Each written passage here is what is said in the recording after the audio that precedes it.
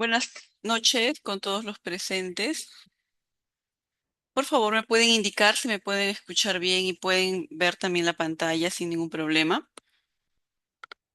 Buenas noches. Sí se escuchan bien y sí se Ujú. observa la diapositiva. Muchas gracias, María Ángeles. Bien, licenciadas y licenciados, reitero las buenas noches. Por favor, disculpen el tiempo de demora. Debimos comenzar máximo 7:05, pero bueno, vamos a ir avanzando la mayor cantidad de datos posibles para concluir con esta sesión. Bien, hace la clase pasada estuvimos viendo todo lo relacionado a los riesgos psicosociales, los conceptos más básicos, ¿no? Que son los factores psicosociales, los factores de riesgo psicosociales, los riesgos psicosociales, también cómo los riesgos psicosociales se relacionan o vinculan con el clima laboral. Y ahora vamos a ver cuáles son las principales estrategias de intervención frente a los riesgos psicosociales, ¿sí? Entonces, como para recordar un poco lo que estuvimos viendo en la clase pasada, porque muchas veces la memoria es frágil, vamos a ver rápidamente qué es lo que revisamos, ¿sí? Para hablar de riesgos psicosociales, primero tenemos que entender qué son los factores de riesgo psicosocial, ¿no?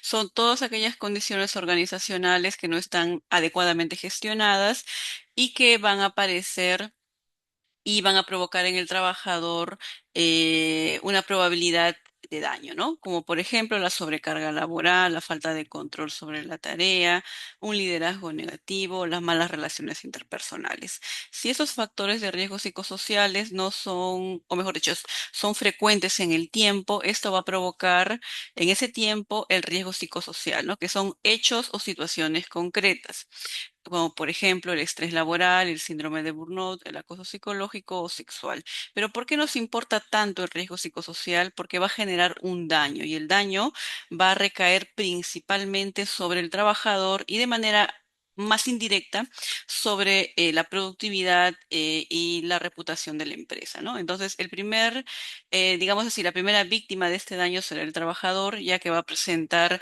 ciertas conductas o actitudes en relación a ansiedad, depresión, conductas de riesgos o inadecuados hábitos en el estilo de vida, ¿no? Todos provocados por el entorno laboral en el que se desarrolla.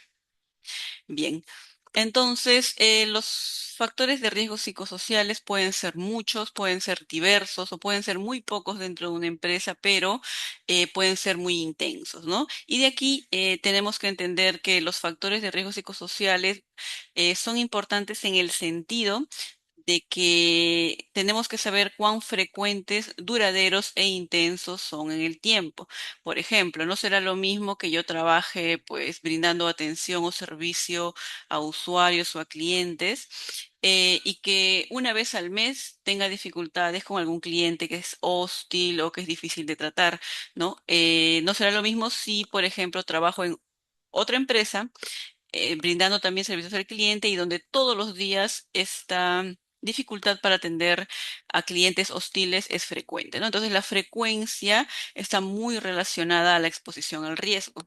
Es algo así como esta frase muy típica de que la dosis hace al veneno, ¿no? Entonces, a mayores dosis, digámoslo así, eh, de factores de riesgos psicosociales, también habrá un mayor riesgo de que se presente un riesgo psicosocial, ¿no? Entonces, los factores de riesgo psicosociales están presentes. El trabajador, por su lado, no es una persona pasiva, sino que más bien esta persona va a interactuar con estos factores, en el sentido de que cada uno de nosotros tenemos estrategias de afrontamiento, gestión emocional, habilidades, destrezas y experiencias para poder hacerle frente a estos factores de riesgo psicosociales. Pero recordemos que nuestros recursos para hacerle frente a algo son limitados, ¿no? Entonces, un trabajador podrá, digámoslo así, soportar trabajar en un área difícil 1, 2 o 3 meses, pero no un año o no 2 años, porque ya vamos a ver las consecuencias que va a acarrear justamente enfrentarse todos los días a los factores de riesgo psicosociales. Bien, como también revisamos la forma de evaluar los factores de riesgo psicosociales, se va a basar en la triangulación de datos, ¿no? Por un lado teníamos el aspecto objetivo, es decir, tener la información precisa y concreta sobre la empresa. Luego teníamos el aspecto subjetivo, aquellos que se van a medir mediante la percepción que tiene el trabajador, ya sea mediante cuestionarios y entrevistas individuales o grupales, ¿no? Aquí en los cuestionarios podemos hacer uso de la metodología estandarizada ya para Perú, que es el Censopas-COPSOT, realizado por el Instituto Nacional de Salud, ¿no? Que es relativamente nuevo porque fue lanzado en el 2023. La buena noticia es que ya contamos, dentro de nuestra realidad peruana, ya contamos con un instrumento validado a nuestra realidad, ¿no? Y bueno, y hay muchos aspectos que mejorar todavía en el Sensopas, ¿no? Con el aplicativo, con el acceso a los baremos, ¿no? Pero bueno, el hecho de que ya se haya dado un primer paso y se tenga o se cuente con una metodología acorde a la realidad peruana, digamos que eso puede ir mejorando ya con el tiempo. Y finalmente, la otra manera de evaluarlo es mediante los efectos o los indicadores que nos van a precisar cómo se encuentran los trabajadores con respecto al impacto de los factores de riesgo psicosociales, ¿no? Es decir, realizar el análisis de indicadores de seguridad y salud en el trabajo. Una vez entonces que yo haya realizado esta evaluación, generaré un informe y el apartado más importante del informe son las recomendaciones, ¿no? ¿Por qué? Porque los informes suelen ser muy tediosos, suelen ser muy largos, sobre todo cuando son empresas muy grandes, ¿no? Es decir, de más de 1.000 trabajadores, 2.000, 3.000, 6.000 trabajadores, o tiene demasiadas sedes, entonces los informes suelen ser muy pesados. Y recordemos que las personas que van a leer este informe o que van a requerir de la información que tiene este registro no necesariamente son psicólogos, muchas veces es el médico, es el comité, son los gerentes, ¿no? Así que requieren de información precisa, de información clara y sencilla para que ellos lo puedan entender. Pero en todo informe siempre debe primar lo siguiente, ¿no? Siempre se tiene que priorizar la prevención primaria, es decir, ir a la causa misma del riesgo psicosocial.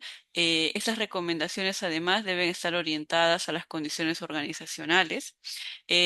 También el detallismo y la minuciosidad de las recomendaciones va a depender mucho de las técnicas que se hayan empleado para recolectar los datos, ¿no? Como les dije la clase pasada, si la empresa solamente quiere que se aplique el cuestionario, no puede exigir que se realice recomendaciones demasiado específicas o muy detalladas. Además, las recomendaciones a nivel individual deben ser consideradas como última medida. ¿Sí? Bien, a continuación les voy a enseñar un modelo de recomendaciones, ¿no? Que se suele realizar siempre y cuando la evaluación sea hecha de manera minuciosa, ¿no? Es decir, he podido recabar toda la información que necesito de la empresa, he aplicado cuestionarios y entrevistas individuales y grupales a los trabajadores y cuento con la información de los indicadores en seguridad y salud en el trabajo. Bien, por ejemplo, aquí ustedes pueden ver la dimensión con la que se ha trabajado, el puntaje por esta puntuación, cuál es la explicación, las medidas propuestas y, bueno, las fechas y los responsables, ¿no? En este caso, el ejemplo es de reconocimiento y claridad de rol, ¿no? Que nos indican que el 53.3% de un área X se encuentra en riesgo medio, ¿no? Este número es la prevalencia de riesgo, es decir, la cantidad de trabajadores que indican que se encuentran en este riesgo. Es decir, supongamos que el área tiene 100 trabajadores, entonces el 53.3% de esos 100 trabajadores se encuentra en riesgo medio para reconocimiento y claridad de rol. A continuación, se van a precisar cuáles son las preguntas que se encuentran en esos riesgos medios, ¿no?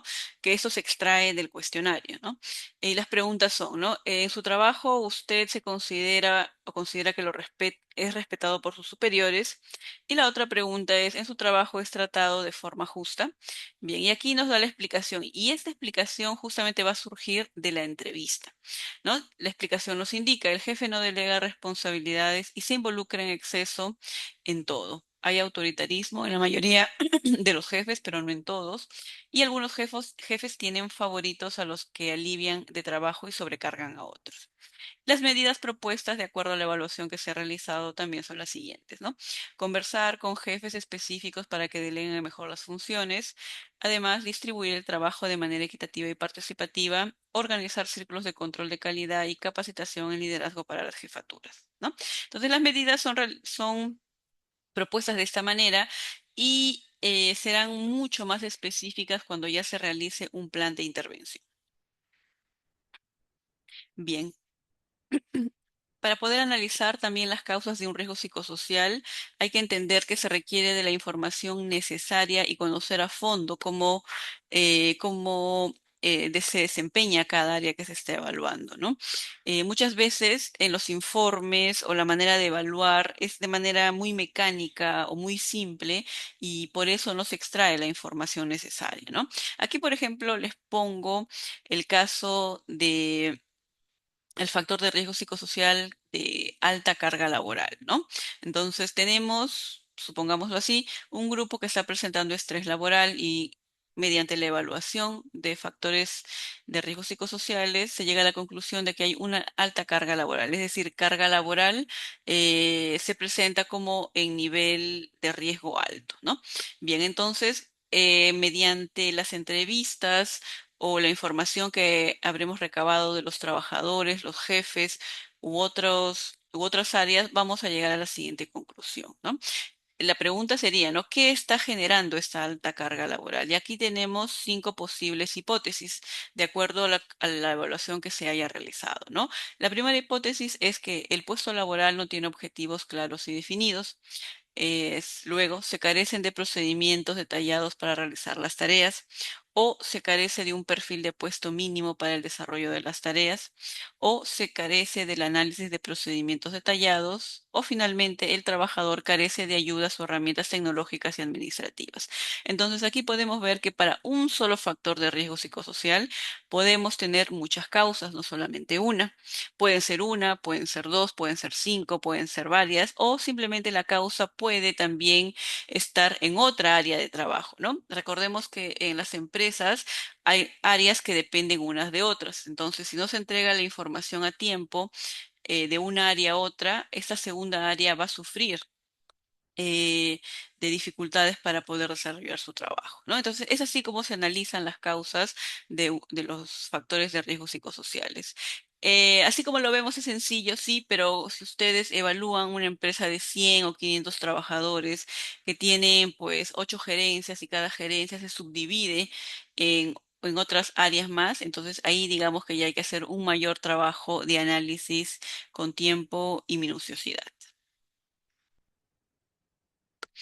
Bien, una vez entonces que ya hemos generado el informe y tenemos las recomendaciones y quisiéramos aplicar un plan de intervención, tenemos que recordar la importancia de la jerarquía de controles en seguridad y salud en el trabajo. En el diplomado, me imagino que ustedes ya han podido ver este tema, ¿no? Que es uno de los primeros temas de los cuales se conoce cuando se lleva el módulo eh, de riesgos laborales en general, ¿no? Esta jerarquía, ¿no? Que son 5 formas de controlar justamente los agentes o los riesgos laborales, se debe aplicar para todos los riesgos laborales. Muchas veces pensamos que solamente se aplican para los riesgos físicos o disergonómicos o químicos o biológicos, ¿no? Pero también se aplica para el riesgo psicosocial. El problema es que como muchas veces no se entiende cómo se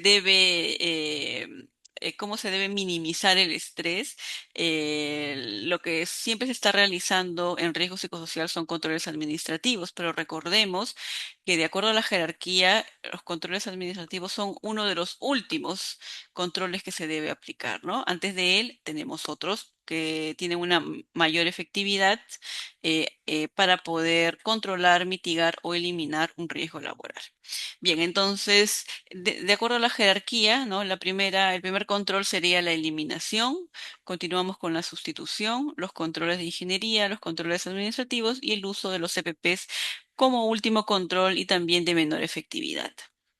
Vamos ahora a aplicar esta jerarquía a un caso de factor de riesgo psicosocial. Bien, tenemos entonces el ejemplo de sobrecarga de tareas o llamémosle alta carga laboral, ¿sí? Bien, entonces vamos a ver cómo se puede aplicar. Si yo ya he determinado que en un área específica que se encuentra, por ejemplo, 20 personas, esas personas indican o de acuerdo a la evaluación que el 80% de ellas se encuentra en riesgo alto para carga laboral o exigencias cuantitativas, como también se le conoce.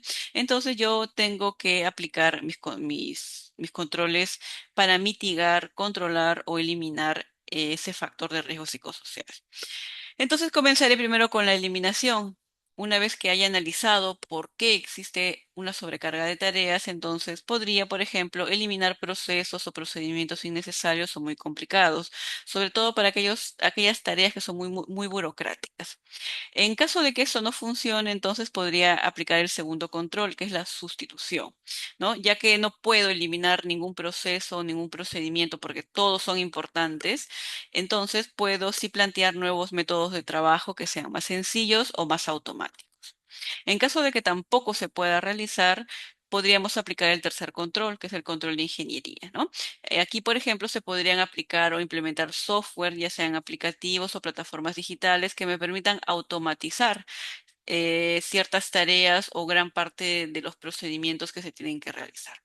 En caso de que tampoco se podría aplicar este control, entonces iríamos con el cuarto control, que es el administrativo, ¿no? Aquí se podrían brindar capacitaciones en gestión de tiempo o hacer rotación de personal cuando cuando se observe que hay personal que ya está pues agotado o demasiado estresado, ¿no? Y finalmente, si por algún motivo este control tampoco se puede aplicar, entonces tendríamos que hacer uso de los CPPs, ¿no? Y en este caso, el uso de los CPPs va a estar más que todo condicionado pues al ambiente del trabajador, ¿no? Si ya sabemos que el trabajador está en un ambiente donde hay mucha sobrecarga de trabajo y no se pueden aplicar los controles más importantes, entonces eh, su, habría que mejorar su espacio, ¿no? Ya sea con el mobiliario ergonómico, brindarles más espacio en cuanto a al lugar donde se desempeña, brindarle mejores, no sé, herramientas de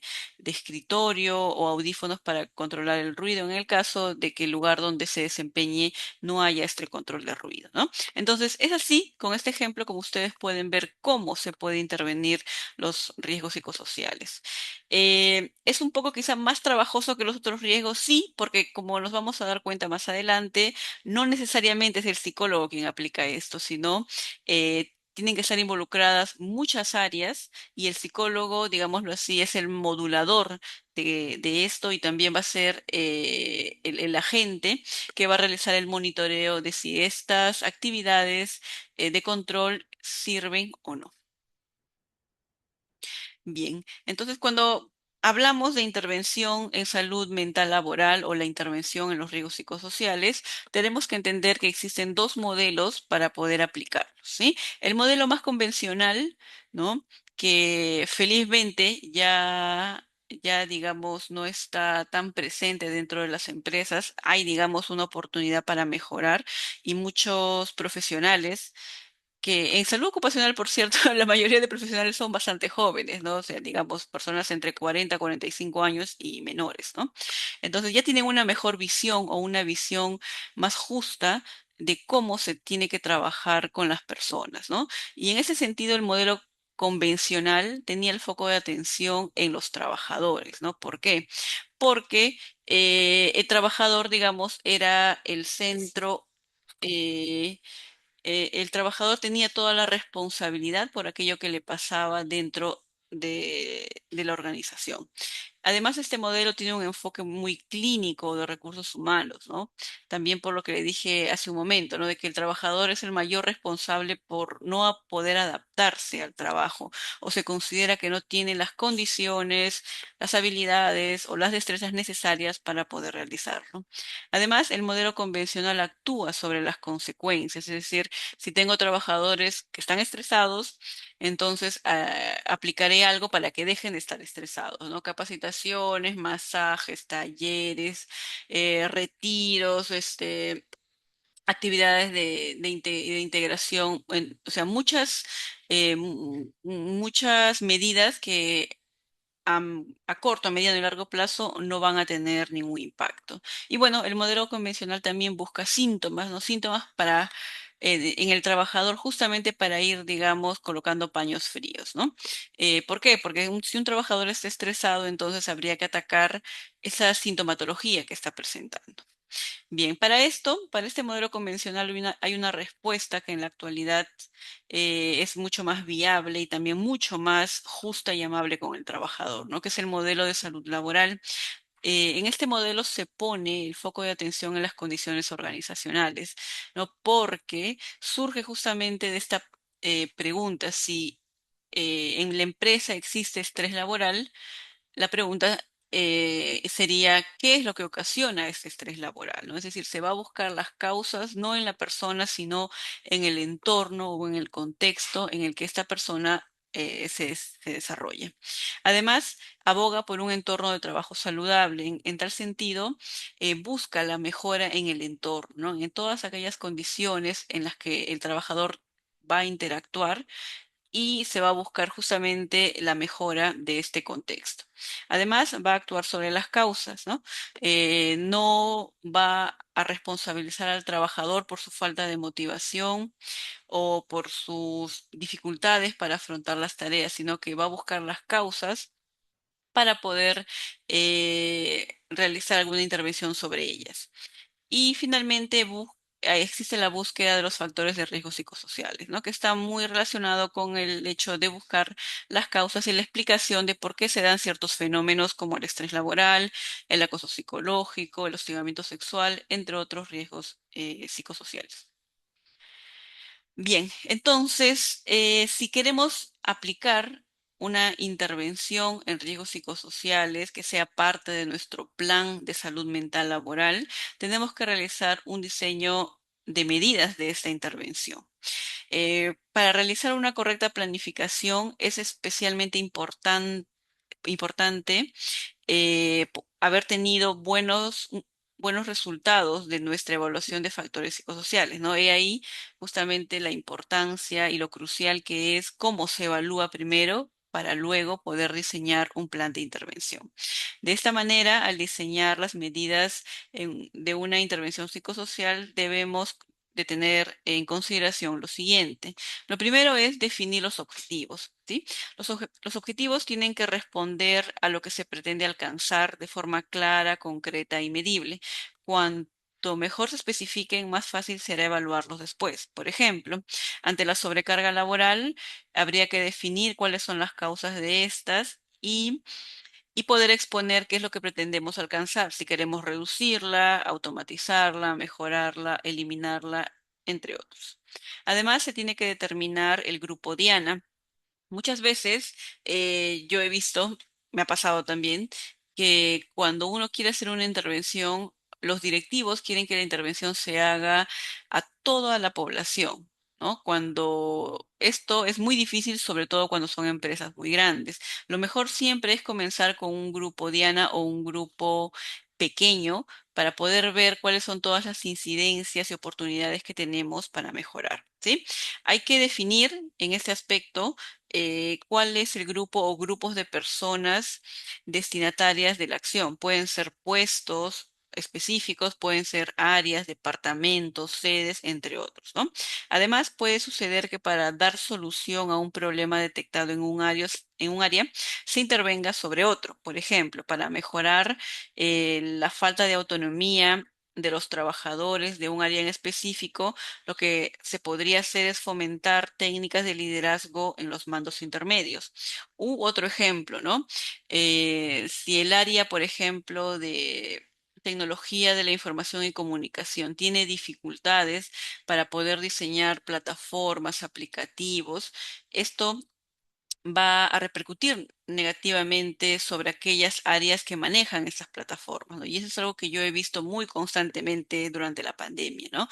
Si TI no avanza de manera oportuna, esto impacta negativamente en el trabajo de otras áreas, ¿no? Entonces, en ese aspecto, para mejorar un área, habría que preguntarse si esta área depende de otra para hacer su trabajo. Además, se debe concretar acciones específicas, ¿no? Para clarificar y decidir qué acciones o medidas específicas se van a llevar a cabo, se puede recurrir a los siguientes recursos y fuentes de información. Por ejemplo, el informe de resultados de la evaluación de riesgos psicosociales, las recomendaciones preventivas generadas por esta evaluación que nos pueden proponer distintos métodos, aunque las medidas por lo general suelen ser generales, así que deben ser adaptadas a modelos preventivos específicos para cada empresa y organización. También se puede hacer uso de la información que ofrecen distintos actores dentro de la organización, por ejemplo, consultar a mandos medios, a los trabajadores, dado que son ellos quienes mejor conocen cómo les afectan las condiciones de trabajo y qué medidas pueden funcionar mejor, o por el contrario, cuáles son las principales dificultades que ellos encuentran, por lo cual no mejora un área. Además, también se puede hacer uso de la experiencia acumulada en otras áreas, ¿no? Sobre todo aquellas áreas de gestión que ya han realizado alguna intervención, ¿no? En muchos casos, ejecutar una intervención psicosocial exige la colaboración e implicación de diferentes áreas de la empresa, por lo que es necesario consultar sobre las medidas preventivas que tienen estas áreas. Además, se debe marcar el plazo de la ejecución para cada medida, es decir, definir tiempos de actuación. Y esto que parece tan sencillo muchas veces se vuelve un problema para las empresas porque creen que las medidas que se van a tomar son muy sencillas, ¿no? Cuando en verdad requieren de un análisis y de un tiempo para poder definir el cronograma. Además, se tiene que designar responsables para cada acción y asignar recursos.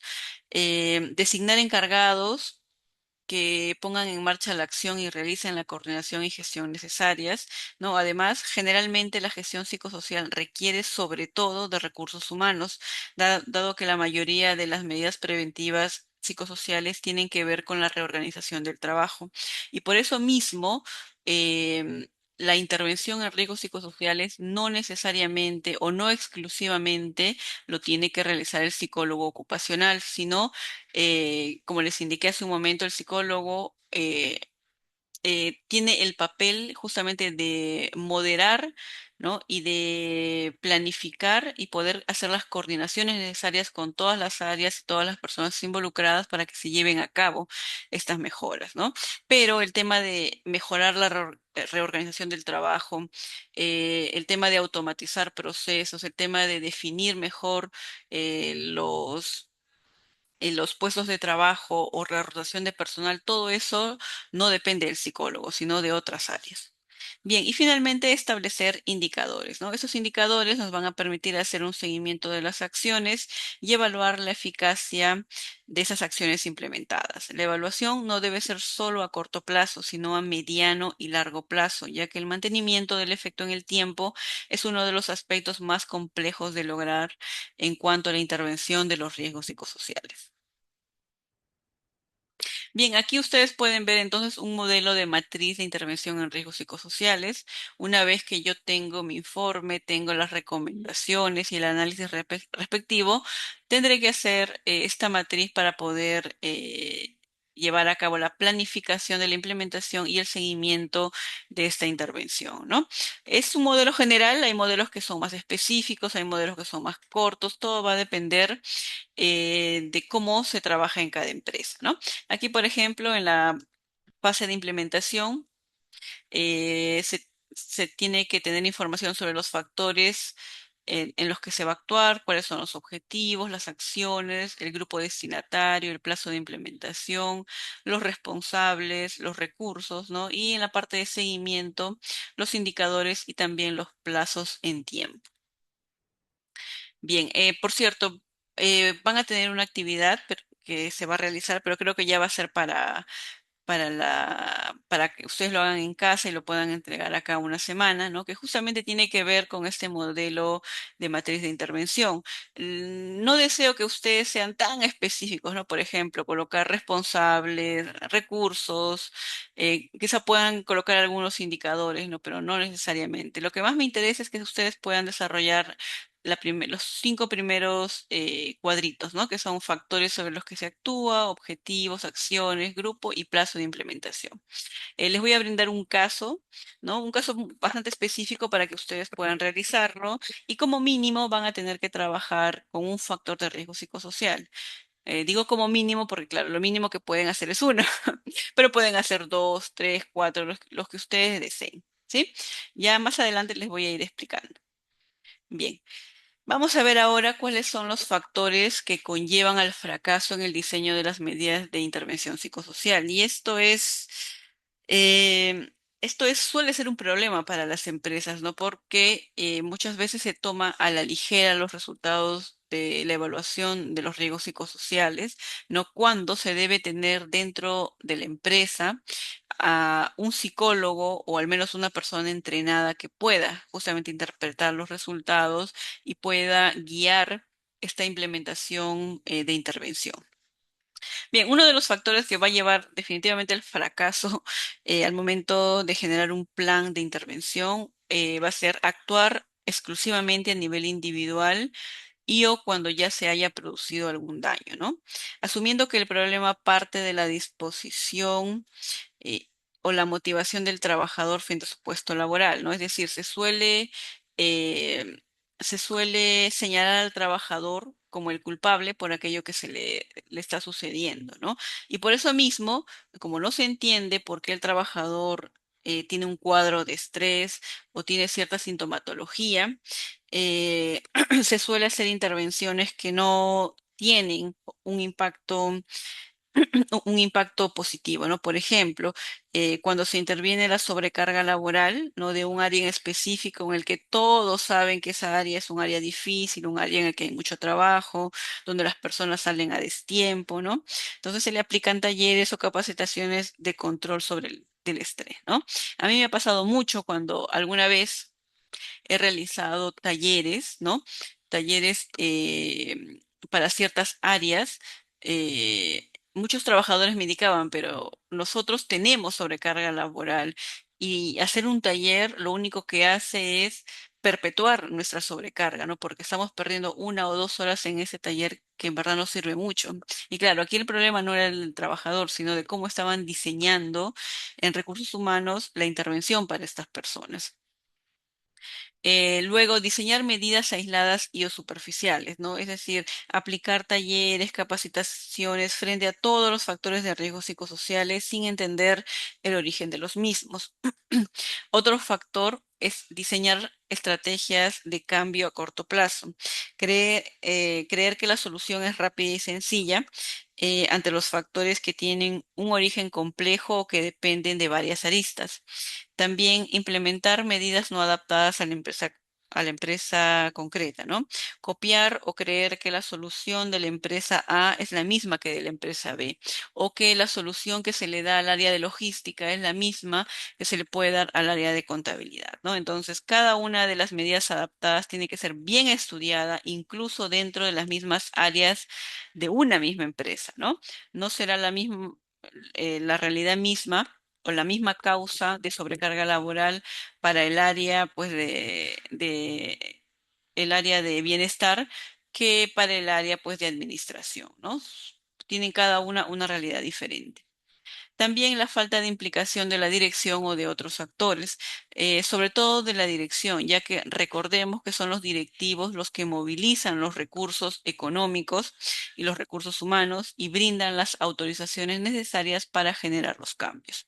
Entonces, esos 5 factores que llevan al fracaso son muy importantes y cuando ustedes, o si, bueno, si es que ya están trabajando en el área de vigilancia de salud ocupacional, al momento de hacer una intervención en cualquier tipo de riesgo laboral, no necesariamente psicosocial, se van a dar cuenta que muchas veces estos factores se van a ir repitiendo.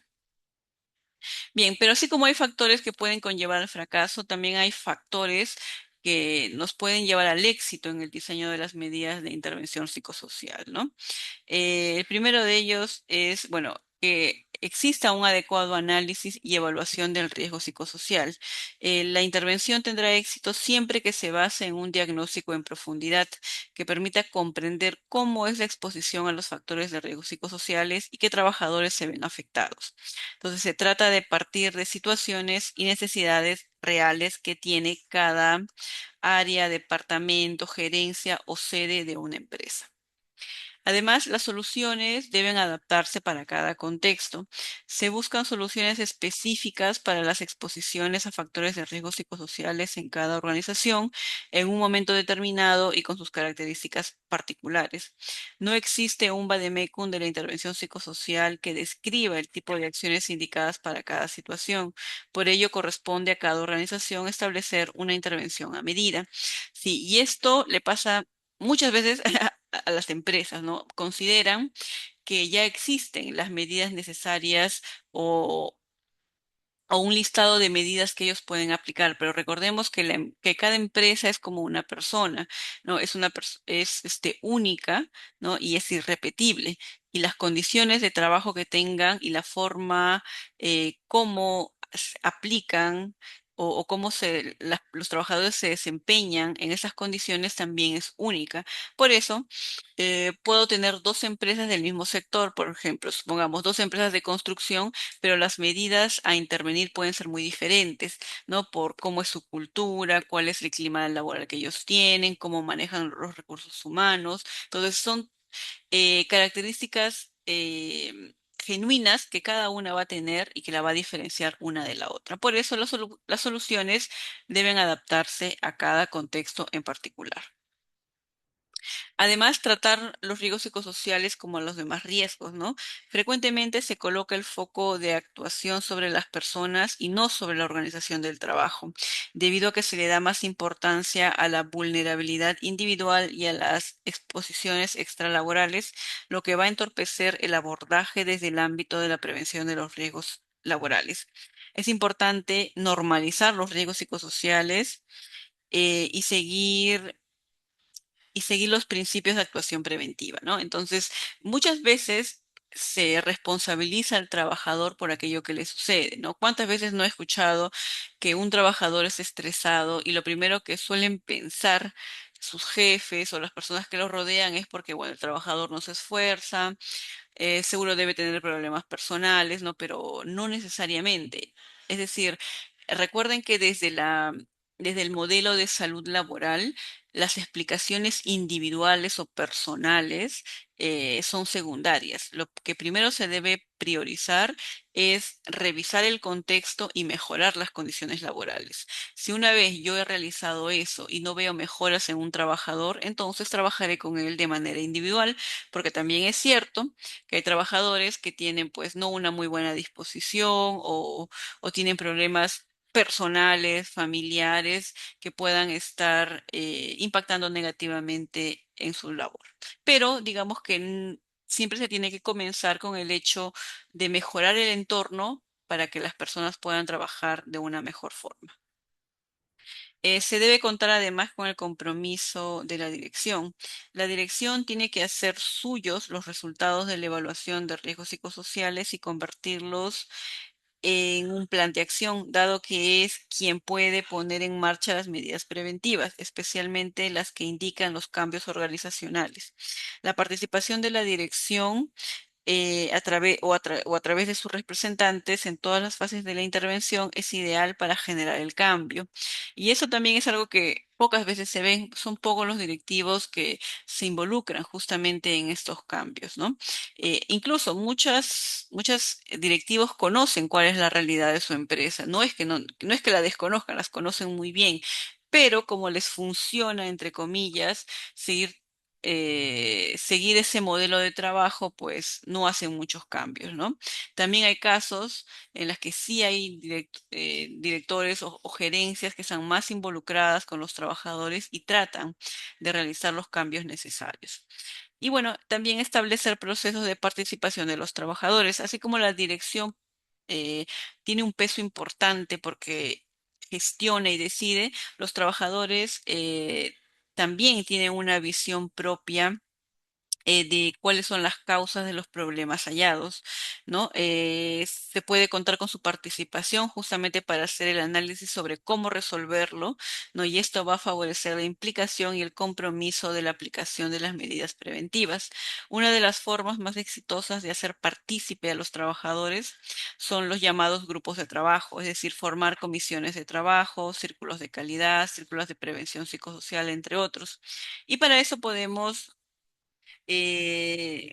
hacer uso pues del comité, ¿no? El Comité de Seguridad y Salud en el Trabajo, que como ustedes saben tiene un porcentaje de representación de los trabajadores. Bien, dentro de las medidas de intervención también debemos priorizar. Hay una jerarquía que se tiene que respetar. Las medidas de intervención se van a priorizar teniendo en cuenta los tres niveles de actuación, las cuales se van a clasificar de la siguiente forma. Tenemos primero la prevención primaria o prevención en origen. Son actuaciones proactivas que son prioritarias. Este tipo de medidas se dirige a eliminar los factores de riesgo psicosociales o modificarlos. Se trata de eliminar o reducir la exposición actuando sobre la organización del trabajo. Algunos ejemplos serían, ¿no? Rediseñar las tareas, reducir la carga de trabajo, automatizar procesos, mejorar la comunicación, definir bien las funciones de las personas o flexibilizar los horarios. Luego tenemos la prevención secundaria o estrategias para mejorar la resistencia de las personas expuestas. Estas son acciones que no inciden sobre el origen de los factores de riesgo psicosocial, es decir, sobre la organización del trabajo. A menudo porque no se pueden eliminar, como por ejemplo en el caso de la exposición a altas exigencias emocionales en determinados puestos de trabajo como aquellos puestos no en servicios al usuario, atenciones de pacientes o el trabajo con alumnado, ¿no? Nosotros como personal de salud sabemos muy bien que la exposición a los pacientes, ya sea en el área de salud pública o en el área de salud ocupacional, atender un paciente conlleva un desgaste. Ya de por sí el trabajo es desgastante emocionalmente. ¿Esa condición la podemos cambiar? No, porque no podemos cambiar al paciente, ¿no? Pero sí podemos hacer intervenciones que le brinden estrategias u otras herramientas de afrontamiento a la persona que realiza ese trabajo, ¿no? Su objetivo es proteger al trabajador expuesto al riesgo psicosocial, modificando sus respuestas individuales a las exposiciones. Es decir, esas medidas se van a centrar en mejorar el afrontamiento individual, dotando al personal de recursos y permitiendo desarrollar habilidades concretas. Sus efectos beneficiosos solo se van a mantener en el tiempo cuando se asocian a otras acciones que actúan sobre las fuentes de exposición a factores de riesgo psicosociales, ¿no?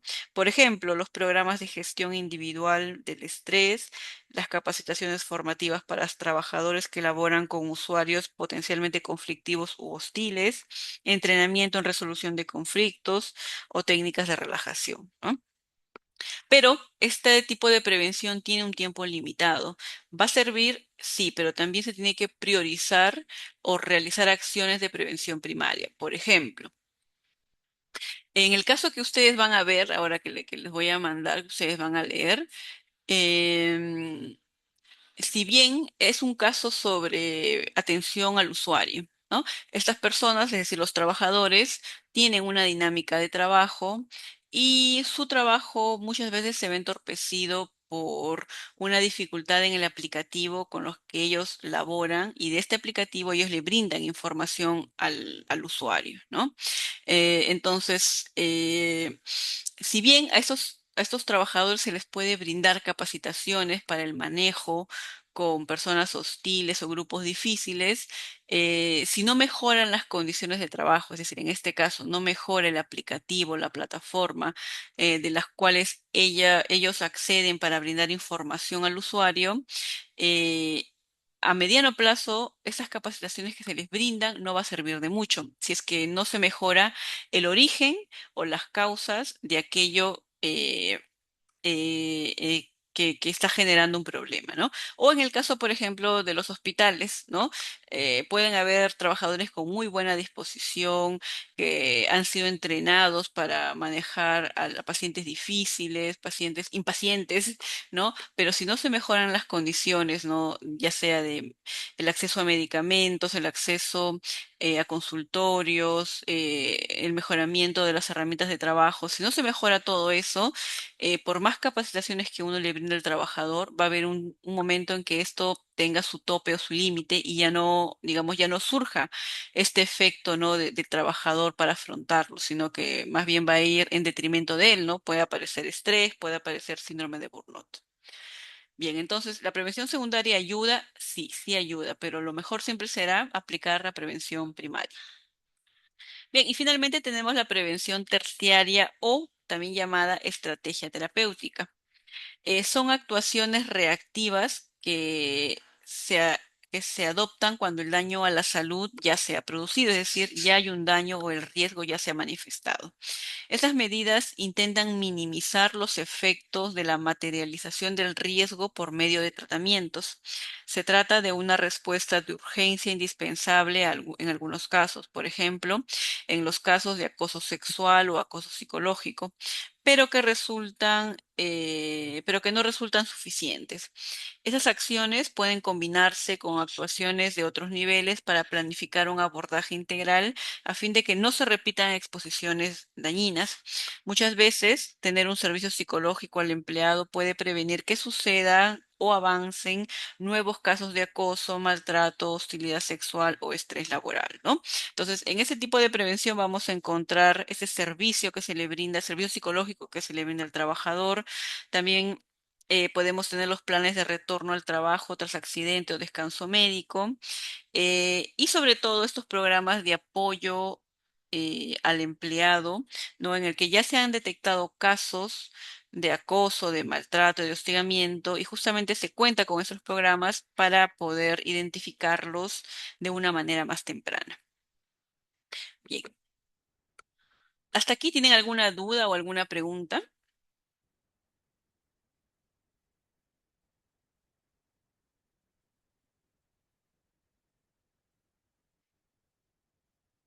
Para mí todo claro, Miss. Buenas noches. Listo, muchas gracias. A ver, vamos a continuar entonces con el tema de algunos riesgos psicosociales para ver más adelante cómo serían algunas medidas de intervención, ¿sí? Vamos a ver tres riesgos psicosociales: el estrés laboral, que ustedes ya los conocen, que todos lo hemos padecido. Luego vamos a revisar el síndrome de Burnout y finalmente el acoso psicológico.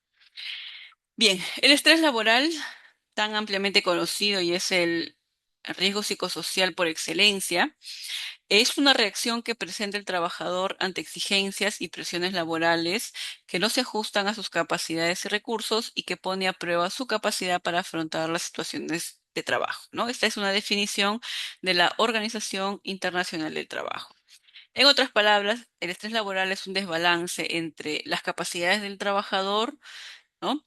Y aquellas exigencias que tiene el trabajo, ¿no? Cuando hay este desbalance, entonces va a aparecer el estrés laboral eh, como síntomas. Pero ese estrés laboral también tiene una explicación. Por un lado, vamos a ver cuáles son los principales estresores y también la valoración que se hace de ellos para que pueda impactar sobre el trabajador. Entre los principales estresores, y entendamos estresores como las causas del estrés laboral, ¿no? Es decir, ellos nos van a explicar por qué aparece el estrés laboral. Tenemos las condiciones ambientales, em, con respecto, por ejemplo, a lo que es el ruido, la temperatura, el espacio, ¿no? Cuando no se controlan estos riesgos que parecen muy sencillos, ¿no?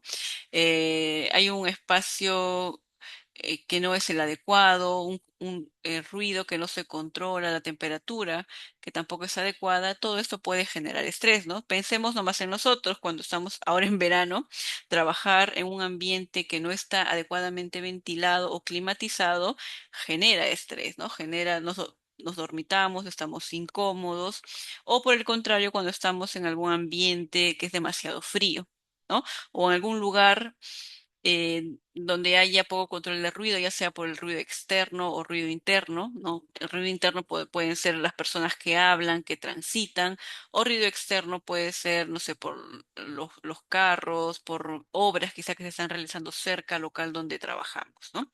Entonces, todas estas condiciones ambientales que parecen no son muy importantes, sí lo son. También tenemos como causa del estrés laboral a la sobrecarga de trabajo, ¿no? Al ritmo de trabajo, que es la velocidad o la intensidad con la que yo tengo que trabajar, ¿no? No es lo mismo trabajar de manera rápida, pues una vez al mes porque tengo que entregar informes o tengo que entregar mis detalles, ¿no? De fin de mes, que trabajar todos los días de manera rápida. También tenemos el conflicto de rol, cuando hay una contradicción entre lo que se me dice que haga y lo que realmente tengo que hacer, ¿no? Por ejemplo, se me pide que sea una persona correcta, ética, pero en la práctica el trabajador observa que hay em, muchos trabajos que se realizan, digamos, no de la manera más correcta, ¿no? Entonces aquí el trabajador entra en un conflicto entre aquello que debe hacer y aquello que no se le deja hacer, ¿no? También tenemos las relaciones interpersonales. Sabemos que en un ambiente en el que existe cooperación, apoyo, las personas van a tener un mejor control del estrés que en aquellos ambientes donde los trabajos son muy individualizados o se tiende a la competitividad o hay malas relaciones interpersonales, ¿no? Entonces, tener un ambiente hostil o un ambiente difícil con las demás personas va a elevar los niveles de estrés. La calidad de liderazgo también juega un papel importantísimo porque es el líder justamente el que debe saber comunicarse, planificar y resolver los problemas que existen en el grupo. Cuando el liderazgo no es el más adecuado o es ineficiente, también puede generar estrés laboral. Y finalmente, el reconocimiento. Cuando las personas no nos sentimos reconocidas o consideramos que no están siendo justos con aquellos trabajos que realizamos, también puede generar estrés, desmotivación, entre otros aspectos.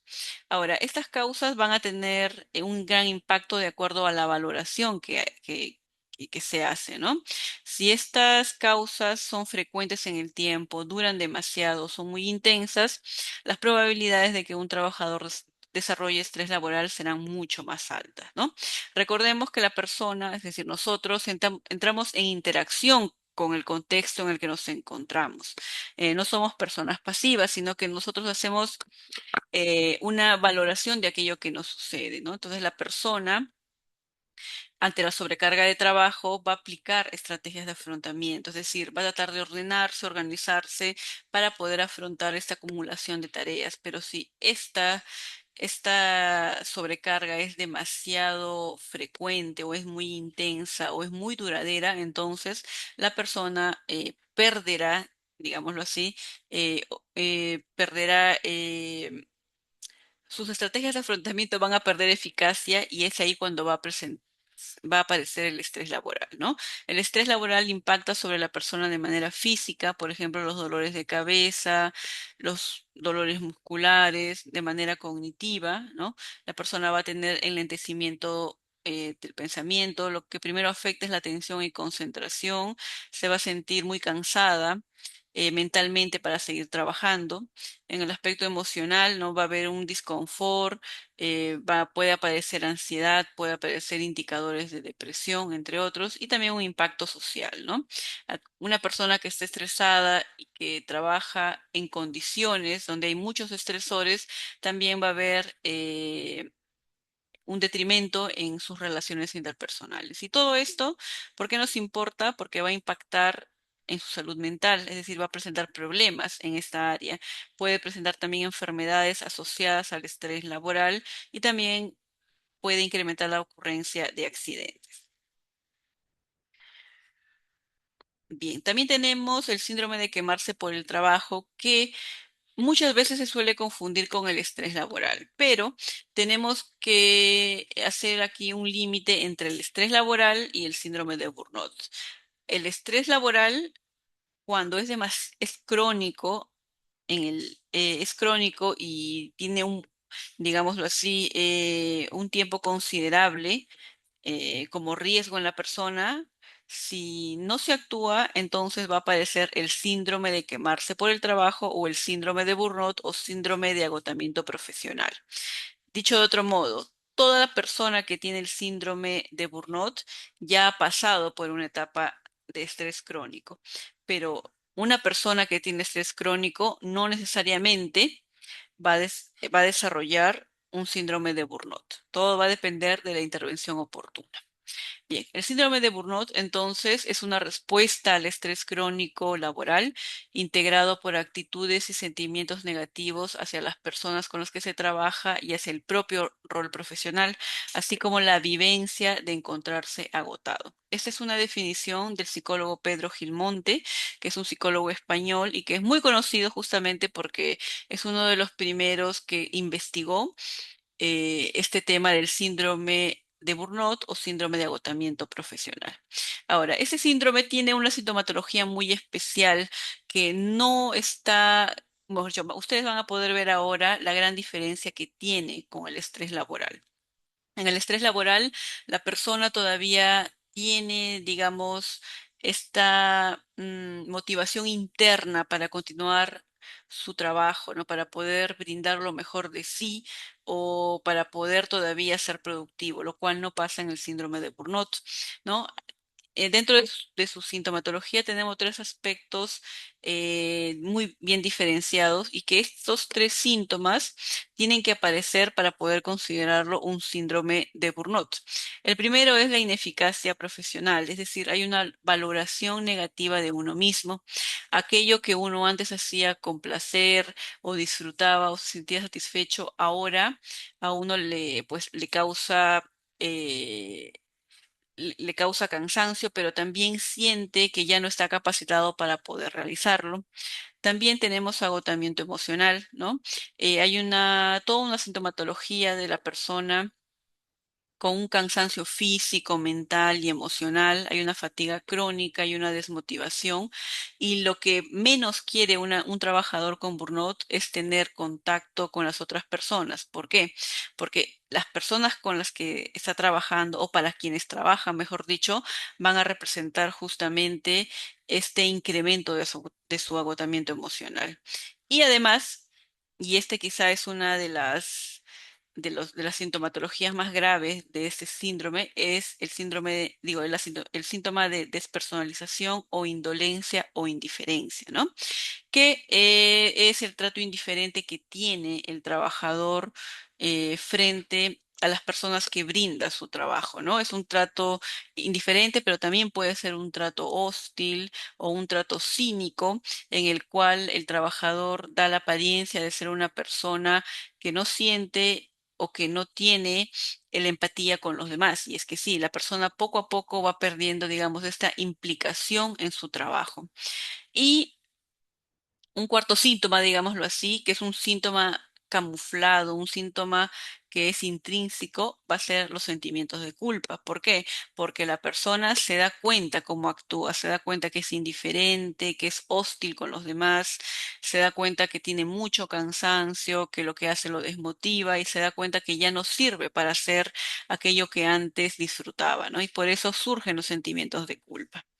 Ahora, aquí hay muchas causas, es decir, no cualquier trabajador va a desarrollar un síndrome de burnout, ¿no? Las causas para este síndrome son estrictamente laborales, es decir, una madre de familia que tiene tres hijos en etapa escolar no va a sufrir de un síndrome de burnout. Podrá tener estrés crónico, sí, pero no síndrome de burnout, ¿no?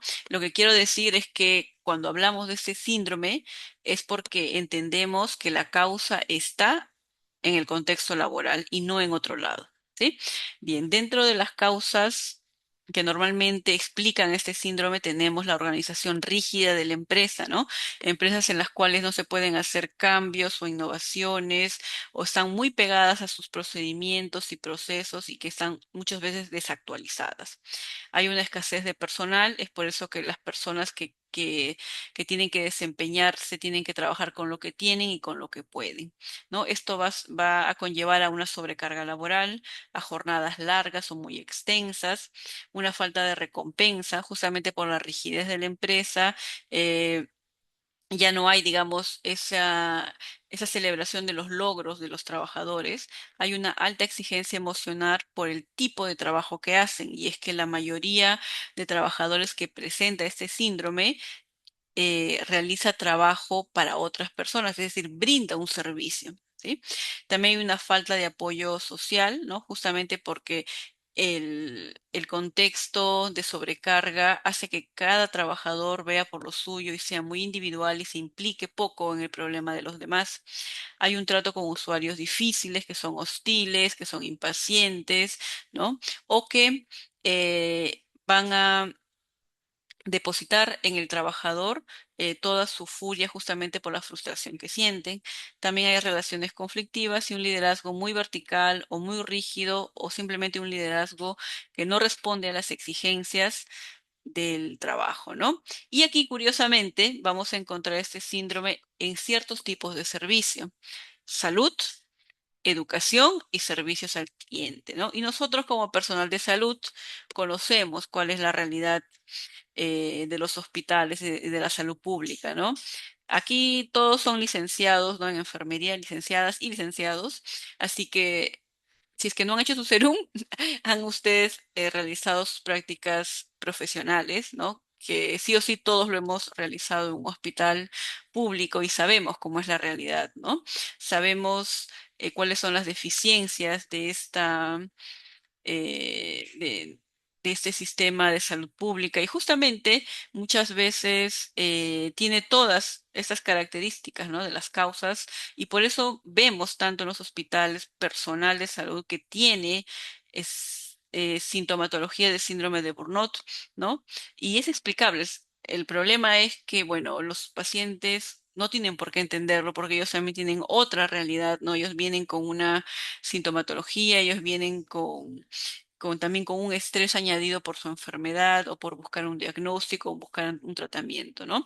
Lo que quiero decir es que aquí no es culpable ni el paciente ni el trabajador, sino el sistema, ¿no? Un sistema que ya no funciona, y un sistema en la que justamente tienen que los que tienen que sufrir los daños es justamente el personal y también el paciente, ¿no? También lo vemos en educación, ¿no? Y en los servicios al cliente, como son, por ejemplo, esas empresas que brindan la atención de reclamos, ¿no? Que son empresas en las que hay mucha rotación de personal justamente por el tipo de clientes con los que se trabaja, ¿no? Y finalmente, bueno, todo esto se cierra con broche de oro porque en el Perú tenemos una muy mala cultura de la queja, ¿no? Cuando uno se queja aquí por algún servicio que considera que está mal brindado o es ineficiente, no reclamamos justamente al tipo de servicio, sino que vamos a la persona que nos está atendiendo. Entonces tomamos este mal servicio como algo personal, cuando no necesariamente es así. Bien, y finalmente vamos con el acoso psicológico, también conocido como mobbing o como acoso psicológico moral.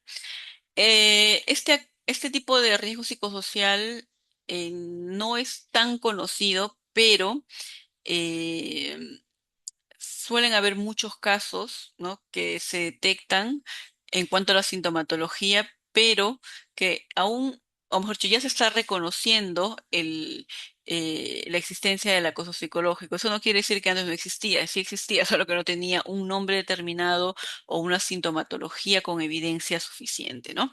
Bien, el acoso psicológico es el continuado y deliberado maltrato verbal que recibe un trabajador por parte de otro u otros trabajadores que se comportan con él cruelmente con el objeto de lograr su aniquilación o destrucción psicológica y obtener su salida de la organización a través de diferentes procedimientos ilegales, ilícitos o ajenos a un trato respetuoso o humanitario y que atentan contra la dignidad del trabajador. Sí, esta es una definición del Senado español, porque justamente ahí en España es uno de los países de habla hispana donde hay un mayor desarrollo y y con evidencia del acoso psicológico. Este es uno de los riesgos psicosociales más graves y también más complicados de poder identificar, porque como vamos a ver, se da a largo plazo, ¿sí? No es tan sencillo como ver pues a una persona que está estresada y entendemos todo su contexto, sino que aquí muchas veces el que acosa actúa de una manera muy silenciosa, ¿no? Y es difícil justamente encontrar el culpable o creerle al acosado por falta de pruebas, al menos al inicio, ¿sí? Bien, tiene ciertas características y la primera es que existe intencionalidad y objetivo del acosador, es decir, la persona que acosa sabe por qué lo está haciendo, es más, tiene un objetivo en específico que no sabemos cuál es, pero él sí lo tiene bastante claro. Hay una repetición de la agresión, ¿no? Esta repetición se puede dar cada semana, cada mes, no necesariamente son todos los días, pueden ser quizá en fechas especiales para poder entregar informes, pueden ser en reuniones claves, ¿no? O puede ser el momento en que se da información y simplemente no se considera a esta persona. También hay una longevidad de la agresión, es decir, hay un tiempo bastante extenso donde se va a ir desarrollando esas actitudes de agresión, ¿no? No es, digamos, algo que se da en un mes o 2 meses, pueden ser 6 meses, un año, 2 años, 3 años, ¿no? Entonces, requiere de un largo tiempo. Además, hay una simetría de poder entre el acosador y la víctima, es decir, no están en igualdad de condiciones.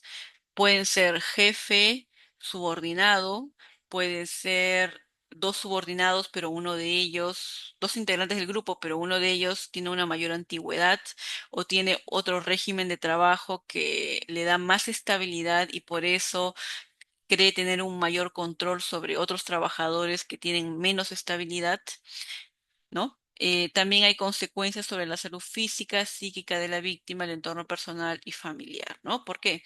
Porque se va envolviendo a la víctima poco a poco, se va realizando ciertas actitudes, la víctima tiene ciertas vivencias que son muy desagradables, pero que en principio no sabe explicar por qué se dan, ¿no? Por ejemplo, en el acoso psicológico se suelen realizar los siguientes actos, como pueden ser eh, borrar correos de la persona acosada, no brindarle información, hablar mal a sus espaldas, esconderle objetos, también puede ser esparcir rumores sobre la vida de esta persona, ya sea sobre su identidad sexual o sobre su vida, ¿no? También puede ser asignarle tareas en tiempos que son muy irreales para poder entregar los resultados, ¿no? Entonces van a ser actitudes que el acosado al principio no va a poder hilar, pero poco a poco se va a ir dando cuenta, ¿no? Pero hasta que se dé cuenta, muchas veces esta persona ya está aniquilada psicológicamente. Bien, entre las causas del acoso psicológico o moving podemos encontrarlo en empresas que son demasiado rígidas, ¿no? En donde hay demasiada desorganización, sobrecarga laboral, liderazgo autoritario, liderazgo abandónico o corrupción, ¿no? Dentro de los factores situacionales podemos encontrar el secreto de las actuaciones, ¿no? Como les indiqué, el acosador muchas veces actúa de una manera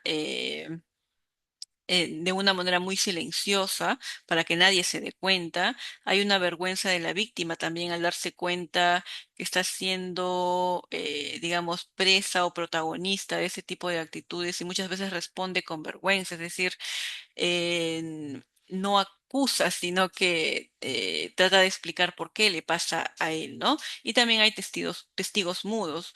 El entorno, por lo general, se suele dar cuenta, pero muchas veces no interviene porque no quieren ser las próximas víctimas, ¿no?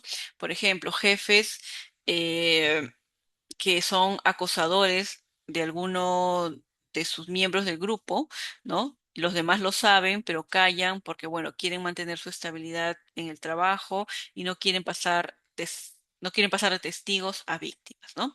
También hay una personalidad del agresor, es decir, no cualquiera es un agresor. Tiene que tener ciertas características para poder serlo. Y lo primero, como les dije, es que el agresor tiene una intención, tiene un objetivo de por qué acosa a cierta persona y no a otra, ¿no? Muchas veces puede ser porque hay un antecedente de hostigamiento sexual, ¿no? Quizá la persona, la víctima, no accedió a este hostigamiento y entonces acosarlo psicológicamente es una forma de adelantar el retiro de esta persona, o quizá el acosador tiene como intención que esta persona se retire de la empresa porque, bueno, la empresa ya no quiere contar con él, ¿no? U otro tipo de razones. Pero sea cual sea la razón o el objetivo que tiene, genera un daño deliberado a la persona. Bien, entre las características que puede tener este agresor, pueden tener rasgos paranoides, ¿no? Suelen ser personas que consideran que los demás quieren hacerle daño o quieren tener su puesto, entonces reaccionan de esta manera o tienen esa actitud reactiva. Pueden ser también personas con rasgos narcisistas, ¿no? Que ante la menor, ante cuando uno de sus trabajadores o compañeros destaca, ya sea porque es muy creativo, es un buen trabajador, es una persona motivada, entonces trata de anularlo, ¿no? ¿Por qué? Porque siempre quiere destacar. O pueden ser también personalidades con rasgos psicopáticos, ¿no? Que suelen ser aquellas personas que anulan a los demás para poder sobresalir y para poder seguir escalando dentro de la empresa. Bien, como ustedes pueden ver entonces, las causas de estos riesgos psicosociales son bastante parecidos, ¿no? En cuanto a la sobrecarga de trabajo, organizaciones que son rígidas, los tipos de liderazgos que van a tener, ¿no? Son bastante similares, pero bueno, cada una de ellas tiene su particularidad.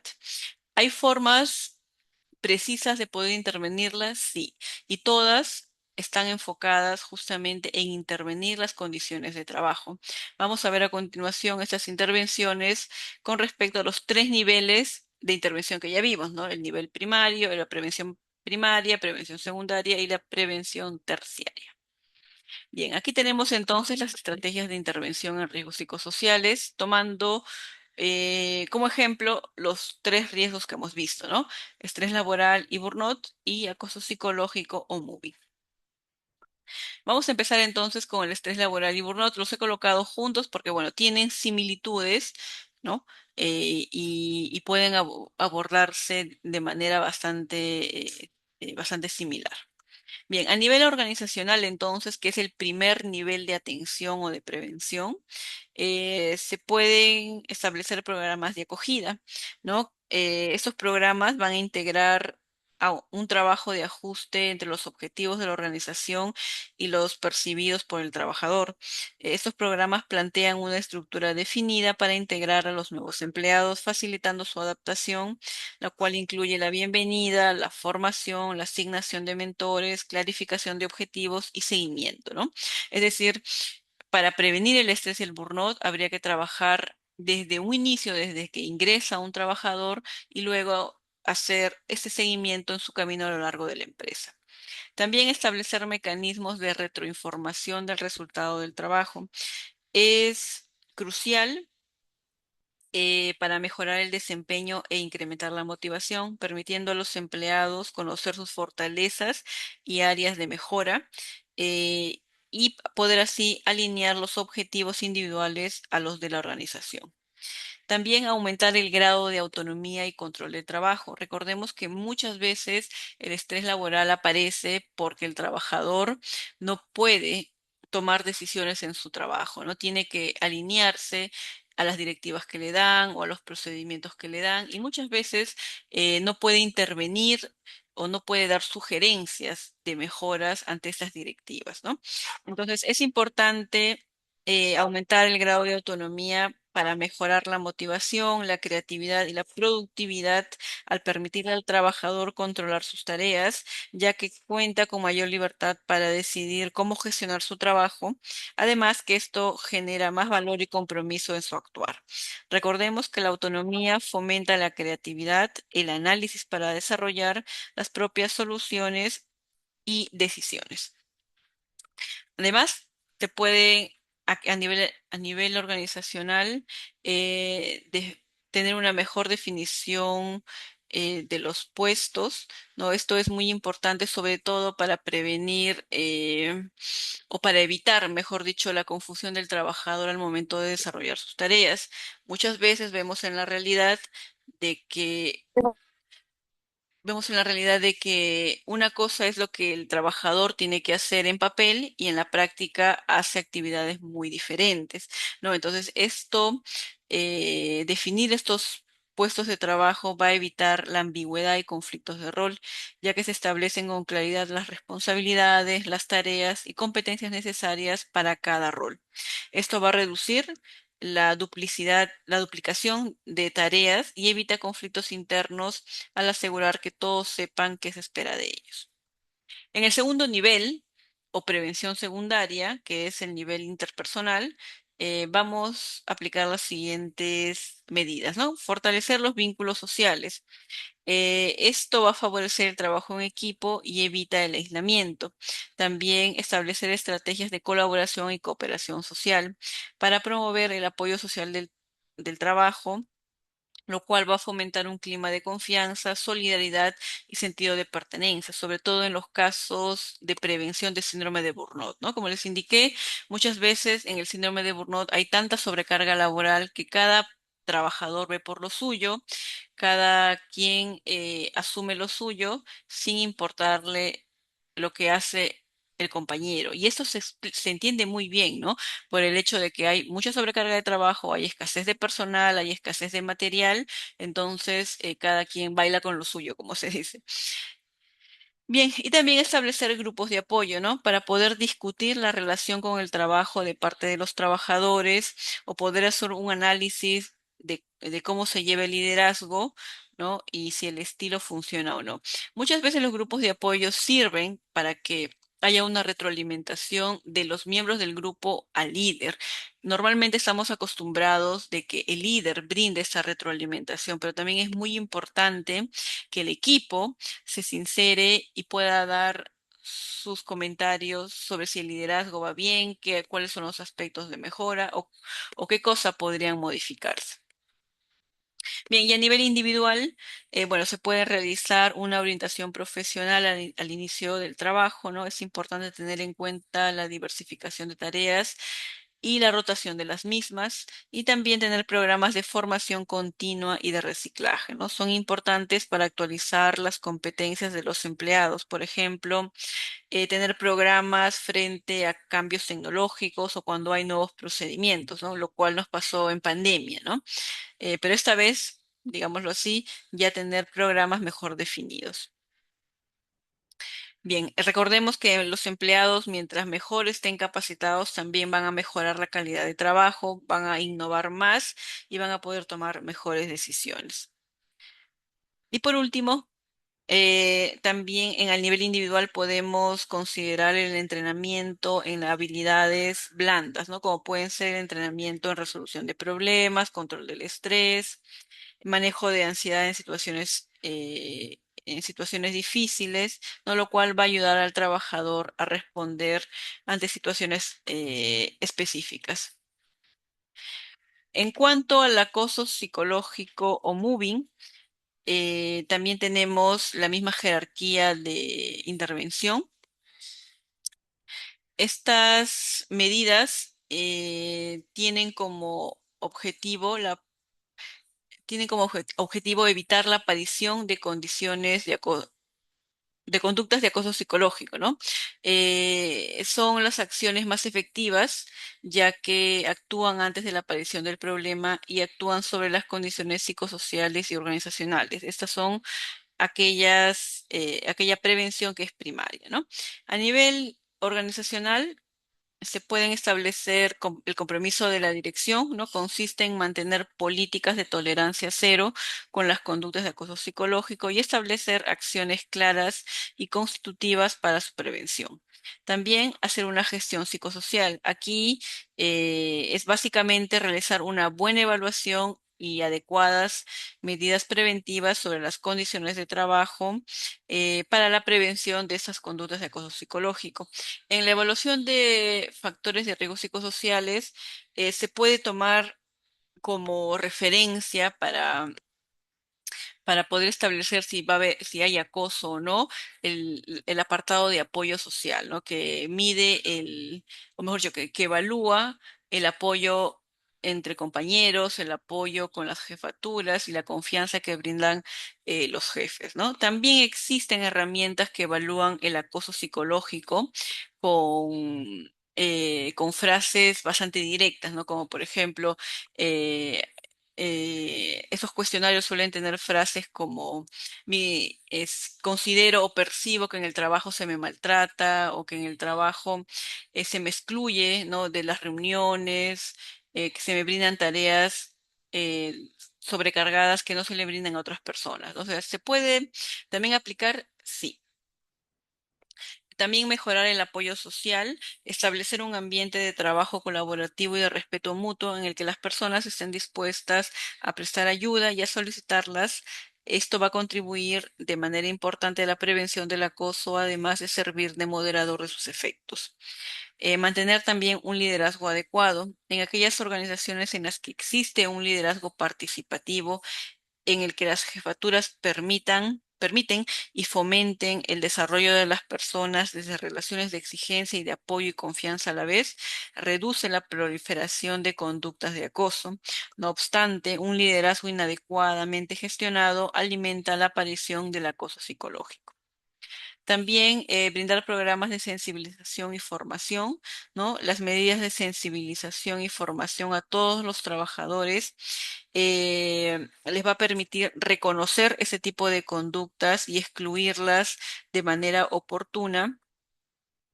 Además, es importante que toda la organización sea beligerante con cualquier intento de conducta hostil y humillante hacia la persona. Luego, en el segundo nivel, que es el nivel interpersonal, aquí entra en juego cuando ya padecen situaciones de acoso psicológico y su finalidad es intervenir precozmente y evitar la escalada de conflicto y la patología asociada a la cronificación de estas situaciones.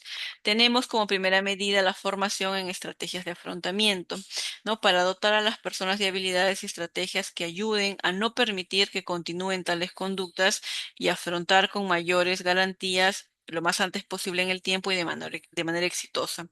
Además, contribuyen a mejorar la respuesta emocional de las víctimas. También la vigilancia de la salud, ¿no? La detección precoz de los síntomas y la facilitación de ayudas. Y en esto nos puede ayudar mucho el tema de los indicadores, cuestionarios y otro tipo de atenciones que se le pueden dar a las posibles víctimas de un acoso psicológico. Y finalmente, en el nivel individual, es la última intervención en la cadena causal y actúa sobre las secuelas tras la aparición de los efectos y los daños. Es decir, aquí ya tenemos a una persona que ha sido debidamente reconocida como acosada, ¿no? Esas medidas se aplican principalmente sobre la persona y tienen una función reparadora y de rehabilitación que posibilite la reincorporación al trabajo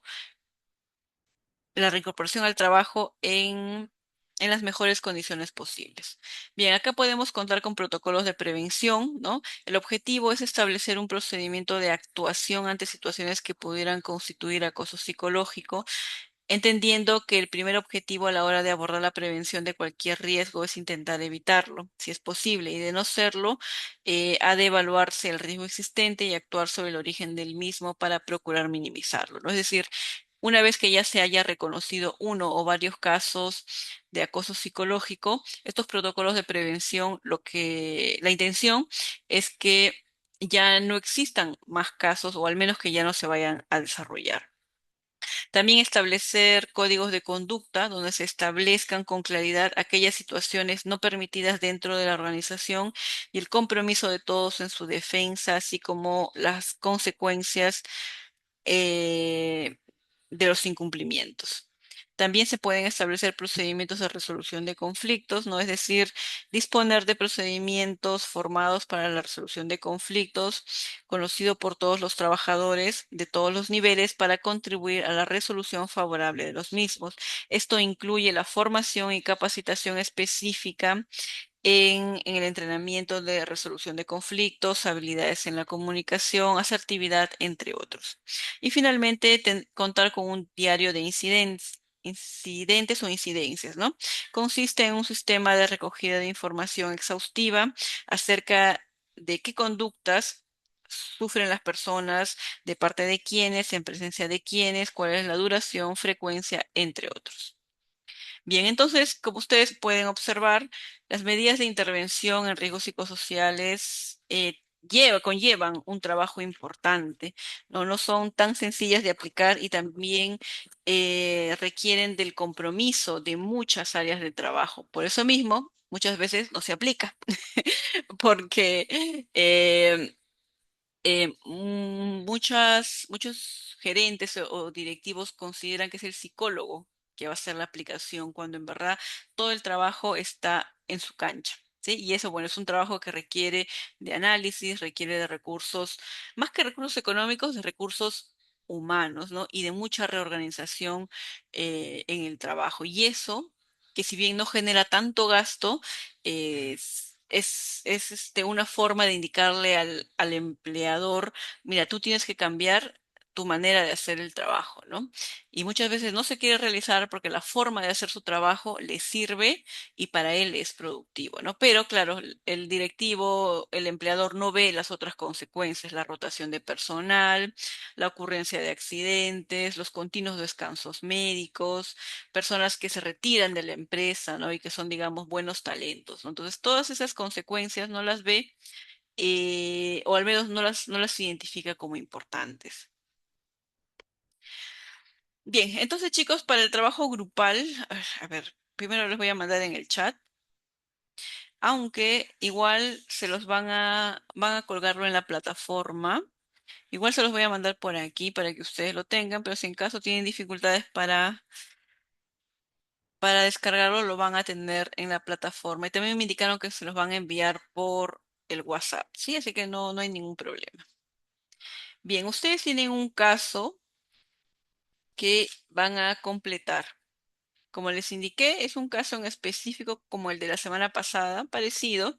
Sí, ustedes van a hacer el análisis de este caso, van a identificar los factores de riesgo psicosociales, por lo menos uno, ¿sí? Y a partir de que identifican ese riesgo psicosocial, van a completar la matriz de intervención, que es esta de aquí. Por ejemplo, supongamos que ustedes identifican claridad de rol, ¿no? Entonces, claridad de rol, el objetivo no es determinar o mejorar o fortalecer, ¿no? Los manuales, qué sé yo, de información o los manuales de trabajo que sean específicos de en cuanto a tareas y funcionalidad y en la práctica se realicen, por ejemplo, ¿no? Ese es el objetivo. Y las acciones, ¿qué vamos a hacer para que los trabajadores cada quien haga su trabajo que le corresponde, ¿no? Qué sé yo, habrá una supervisión, un seguimiento, grupos de apoyo, retroalimentación del jefe, ¿no? ¿Cuál es el grupo destinatario? Ese grupo ustedes lo van a conocer cuando lean el caso. Plazo de implementación, aquí sí ustedes pueden colocar una fecha, tentativa, qué sé yo, 6 meses, 2 meses, 5 meses, ¿no? Esta parte de acá no es necesario que ustedes lo llenen en indicadores. También sí podrían colocarlo, puede ser, qué sé yo, indicadores de cumplimiento, indicadores de cobertura, indicadores de satisfacción. Sí, pero lo que me importa más es que ustedes completen desde factores hasta plazo de implementación. ¿Sí? Bien, esto lo pueden trabajar de manera individual o grupal. Ay, Está a su elección. Si ustedes, por favor, lo hacen de manera grupal, no se olviden de colocar en la primera hoja el nombre de todos los integrantes para poder considerar a quienes han trabajado. La fecha de entrega va a ser el domingo 29 de marzo y me lo envían a mi correo. Si tienen dificultades, se lo pueden enviar eh, a la institución. Me imagino que ustedes tienen un correo también o al WhatsApp de la persona con la que ustedes coordinan de la institución. ¿Sí? Bien, entonces vamos a dejar esa tarea para como entrega límite del domingo 29 de marzo, es decir, van a tener una semana. El caso es sencillo, es muy entendible, así que no creo que tengan mayores dificultades para poder realizar el trabajo. Bien, ¿hasta aquí alguna duda, alguna pregunta?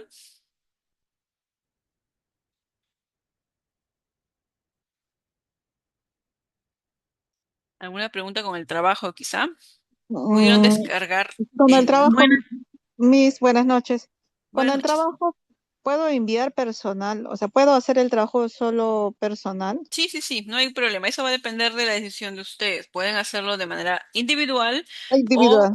con algún grupo, ¿no? Pueden ser 3 personas, 4 personas, 5 personas, pero recuerden, si lo hacen grupal y ustedes son, qué sé yo, 7 personas, no me van a entregar un solo factor, sino pues me entregarán 2 o 3, ¿no? Así Ujú, que como mínimo les digo uno, pero que haya una proporción, ¿no? Somos 10 en el grupo y solamente hicimos un factor, a menos que ese factor que hayan elegido lo hayan recontra desarrollado. ¿Ya? Pero traten, si son grupo, traten de que sea al menos mínimo dos factores con los cuales van a trabajar. ¿Sí? Bien. profesora, buenas Buenas noches. noches. Disculpe, lo que si fuera grupal, nosotros creo que tenemos un grupo así. Bueno, en mi caso somos tres con mis Ya. compañeros. Ujú. ¿Podemos trabajar con ese grupo o es necesario que nos agrupemos con No, otros no, no. compañeros? Ustedes son libres para trabajar con el grupo que consideren chicos y Y chicas. lo ¿Sí? Ustedes subimos son todos, libres. ¿no? O si lo hiciéramos grupal o cada uno lo sube. No, sí, a ver, si lo hacen en grupo, me mandan un solo documento, lo envía una sola persona y en el documento indicará los nombres de los integrantes. Ah, ya, profesora, ¿Sí? Ujú, gracias. ya, listo.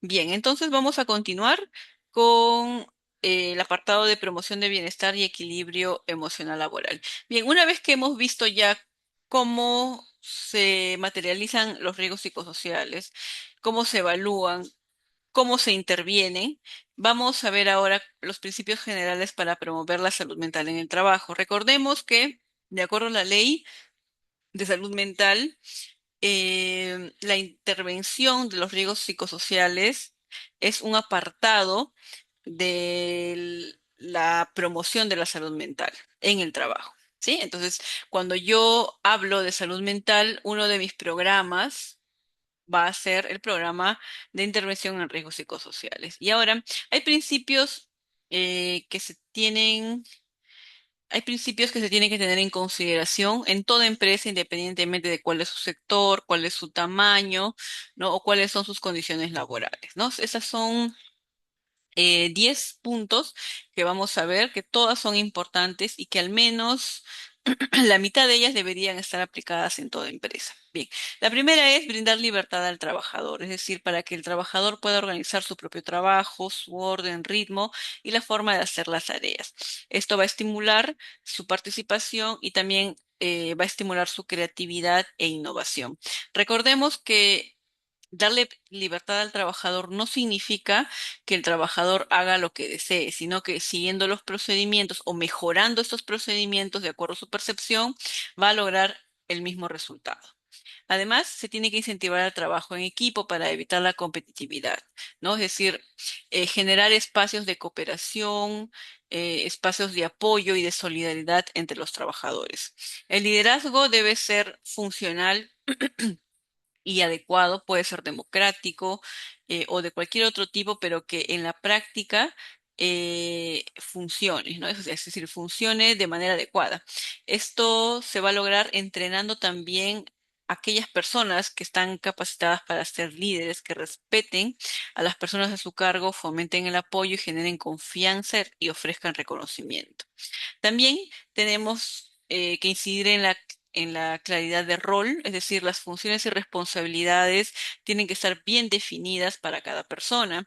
Esto que parece algo tan sencillo es uno de los problemas más comunes en las empresas, ¿no? En el manual, en los documentos, todos saben lo que tienen que hacer, pero en la práctica cada quien hace lo que puede con lo que tiene, ¿no? Y eso genera desorden, genera sobrecarga de trabajo, genera reprocesos y genera una cuestión de problemáticas que va a incidir en el estrés y también va a incidir en la productividad del trabajador. Dar sentido al trabajo, es decir, organizar el trabajo de modo que se eviten puestos donde no es necesario pensar o son tareas muy monótonas, muy repetitivas, y yo cuento pues con personas que están altamente capacitadas o que tienen mejores habilidades que no están en proporción al trabajo que realizan. También la transparencia, ¿no? Hacer de ella una política de organización, tener sistemas de información y comunicación claros y también programas de promoción y procesos en la toma de decisiones. Autonomía temporal, darle flexibilidad al trabajador en cuanto al horario. Recordemos que con el teletrabajo la forma de trabajar ha cambiado. Hay trabajos que definitivamente se pueden hacer en el formato de teletrabajo. Habrá, habrá puestos laborales en las que se tenga que aplicar un sistema híbrido, es decir, algunos días de teletrabajo, algunos días de forma presencial, ¿no? Es decir, ir variando con esto también para darle mayor flexibilidad al trabajador. Tratar de mantener una estabilidad laboral. Sabemos que ahorita las condiciones sociales, históricas, políticas son muy inestables, ¿no? Pero el hecho de brindar eh, contratos que generen cierta estabilidad ayuda también a que el trabajador disminuya en su incertidumbre, ¿no? Yo he visto empresas que generan contratos de un mes, de 2 meses, y eso es demasiada inestabilidad para una persona, ¿no? También brindarle los recursos necesarios, esto que parece tan sencillo, ¿no? Como tener un lapicero, una impresora, hojas, eh, herramientas para poder organizar documentos. Eso que parece tan sencillo es también la base para poder tener un buen trabajo, ¿no?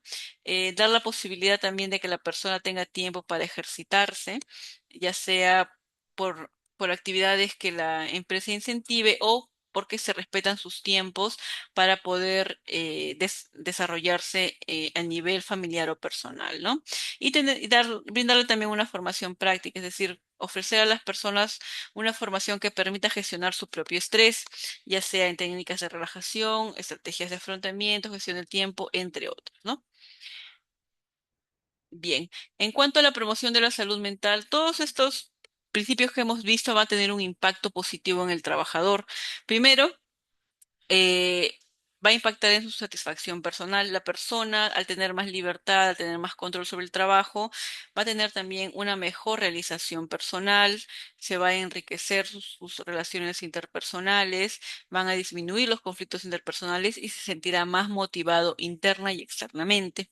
Además, mejorará su salud física y mental cuando los riesgos psicosociales se pueden controlar, minimizar o eliminar. Las personas van a tener un mejor control de su trabajo, de su tiempo y también una mejor disposición de forma física y mental, ¿no? Esto disminuye accidentes laborales, reduce esas conductas de riesgo y también mejora el clima laboral, ¿no? Recordemos que mientras mejor se controlen los riesgos psicosociales, el clima laboral mejorará. Luego, los trabajadores van a poder desarrollar nuevos recursos de afrontamiento y para poder también responder ante nuevas situaciones en el trabajo, ¿no? Es decir, el trabajador va a ser dotado de flexibilidad, va a tener una mejor organización de sus tareas, una mejor gestión de tiempo y mejor manejo del estrés. Y esto también es un apoyo a las futuras personas trabajadoras. Recordemos que captar el talento preciso para que pueda desarrollarse en la empresa y pueda impactar en la productividad también depende mucho de las condiciones laborales que ofrece una empresa, ¿no? Y esto va a beneficiar más a aquellas personas o colectivos que tienen algún riesgo de exclusión, como son las personas con discapacidad, inmigrantes, jóvenes, mujeres víctimas de violencia de género, entre otros. Y esos beneficios no solamente van a ser para el trabajador, sino también para la empresa, ¿no? Que muchas veces es lo que más les importa a los directivos cuando uno les habla sobre los riesgos psicosociales. Muchas veces no les importa tanto que las personas estén satisfechas o motivadas, sino que les importa saber cómo a ellos eso les beneficia, ¿no? Y bueno, indiscutiblemente les beneficia con el tema de la productividad, ¿no? Trabajadores mejor motivados, con mejores condiciones laborales, también tendrán un incremento de la productividad y del rendimiento, así como una reducción de los niveles de ausentismo laboral y menos rotación de personal. Recordemos que la rotación de personal genera muchos gastos. Además, va a mejorar el clima laboral y eso va a favorecer al trabajo en equipo. También va a impactar en la seguridad y salud ocupacional porque se va a prevenir y proteger a los trabajadores frente a posibles riesgos físicos y mentales que puedan generarse en el ámbito laboral. Y finalmente, va a mejorar su imagen y reputación. Así como toda empresa tiene un ideal interno, también hay una imagen que ellos proyectan a la sociedad, ¿no? Empresas que tengan mejor reputación, ya sea por el trato que se le da al personal, por beneficios sociales, por posibilidades de crecimiento y formación, también atraerá más al talento ante nuevas convocatorias. Bien, y finalmente vamos a ver la intervención y acompañamiento desde la enfermería ocupacional. Bien, de acuerdo a la Asociación Americana de Enfermeras de Salud Ocupacional, esta define a la enfermería ocupacional como aquella práctica especializada que ofrece servicios de salud y seguridad a trabajadores de manera individual y grupal, centradas en intervenciones de promoción y restauración de la salud, la prevención de las enfermedades y lesiones y la protección contra peligros ambientales y relacionadas con el área laboral. La importancia del papel de la enfermera ocupacional radica en varios aspectos que responden a los retos del entorno laboral global actual, tales como son la prevención de riesgos laborales y enfermedades ocupacionales, la promoción del bienestar integral y la salud mental de los trabajadores, la reducción del ausentismo laboral y mejoras en la productividad, así como el cumplimiento de las normativas y la adaptación a nuevas modalidades laborales. Recordemos el COVID, ¿no? La gran importancia que tuvo tanto el médico como la enfermera ocupacional. Bien, también la enfermera ocupacional debe garantizar la inclusión de personas con discapacidad en el ámbito laboral. Esto implica garantizar condiciones de trabajo seguras, accesibles y adaptadas a sus necesidades y desarrollar métodos de evaluación y adaptación al entorno laboral, la prevención de riesgos específicos, la educación y sensibilización, así como la rehabilitación y reinserción laboral. Y finalmente, las enfermeras ocupacionales realizan un trabajo interdisciplinario con otros profesionales, ¿no? Para ofrecer una atención con enfoque integral a fin de gestionar los riesgos laborales, prevenir accidentes y mejorar la salud integral del trabajador.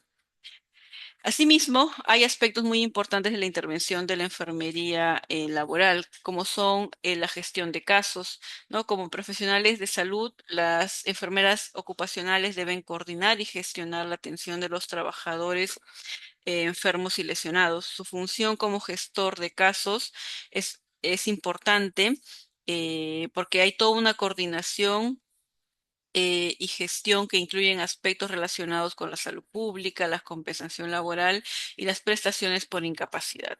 Además, se desarrollan en el asesoramiento e intervención en crisis, brindar asesoramiento a los trabajadores sobre temas, ¿no? Como es el abuso de sustancias, la promoción del bienestar y la salud y otras inquietudes relacionadas a la salud y el trabajo.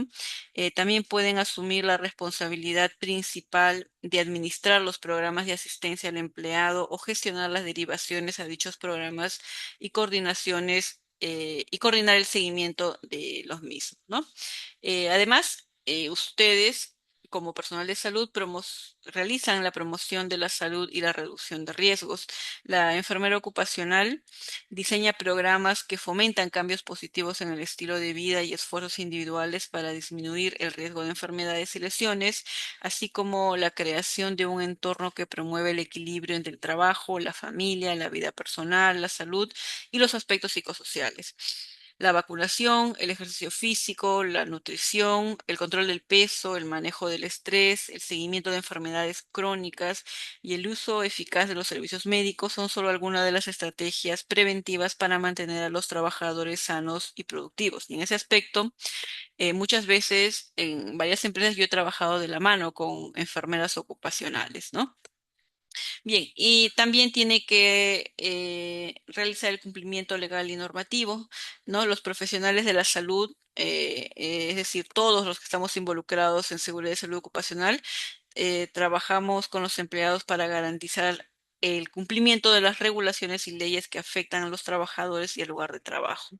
Y finalmente, también realizan la detección de riesgos laborales, ¿no? La enfermera ocupacional reconoce e identifica los riesgos, monitorea, evalúa, analiza estos riesgos mediante la investigación de los efectos de la exposición laboral y recopilan y utilizan datos sobre la salud y riesgos para solucionar e implementar medidas preventivas y de control de forma continua, ¿no? Y aquí tiene mucho que ver el trabajo que ustedes hacen en vigilancia epidemiológica, ¿no? En ese sentido, yo como psicólogo ocupacional realizo vigilancia psicológico ocupacional, ¿no? Que están relacionados en ciertos aspectos, pero que tenemos puntos de encuentro, ¿no? Yo recuerdo mucho que trabajaba con las enfermeras ocupacionales en los casos, ¿no? De trabajadores que tenían enfermedades crónicas, ¿no? Que en medicina y enfermería ocupacional estaban bien detectados, había un control de los mismos.